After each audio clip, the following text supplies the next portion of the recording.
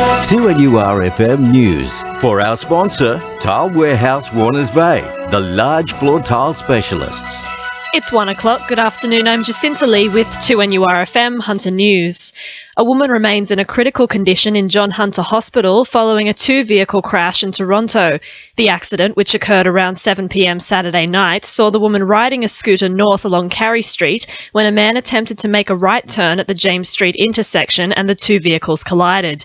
Rory O'Connor from Police Headquarters says the man is expected to appear in court after being charged with a number of offences. The man has been charged with dangerous driving, occasioning grievous bodily harm, negligent driving, occasioning grievous bodily harm, mid-range drink driving and possession of drugs. He's been granted conditional bail and is scheduled to appear at the Toronto local court on Wednesday the 30th of September.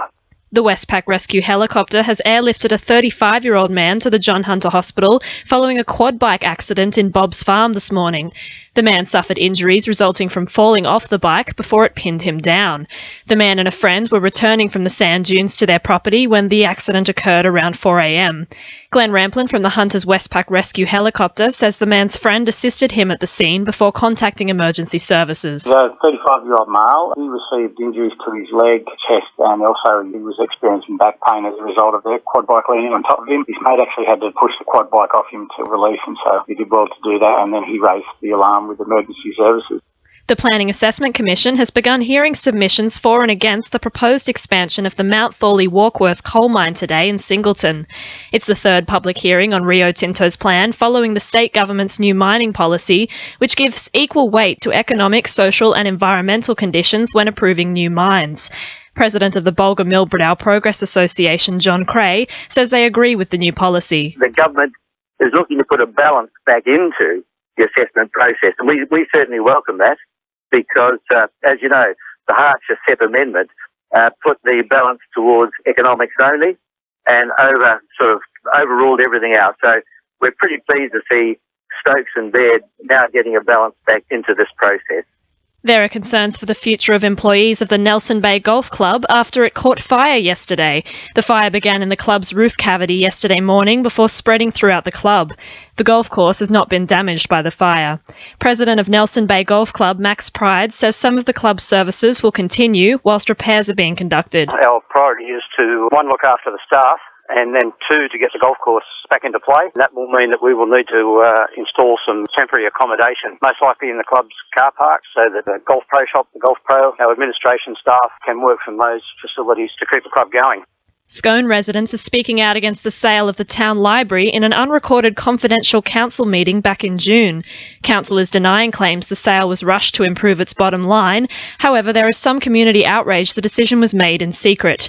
Councillor Kiwa Fisher says the move was confidential on the part of the buyer, not council itself. It's a much cherished service and facility used by many people, and as I say, they cherish it, and rightly so. So their situation was also of paramount importance.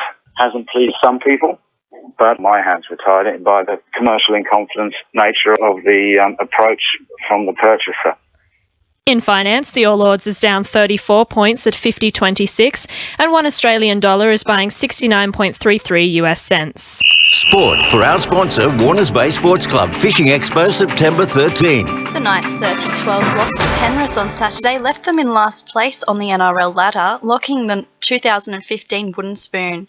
With a tough run into the final round, coach Danny Badera says the team wasn't up for the win against Penrith. They're up for a few games, had a massive win at Melbourne, big performance on a 5-day turnaround against the Dogs, but they just couldn't bounce up today. We tried a few different things. That was in the back of my mind about not bouncing up, but there was a lot there to play for.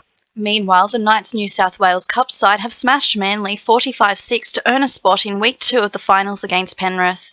Edgeworth have sealed the Northern New South Wales Premier League title with a 2-0 win over Hamilton Olympic.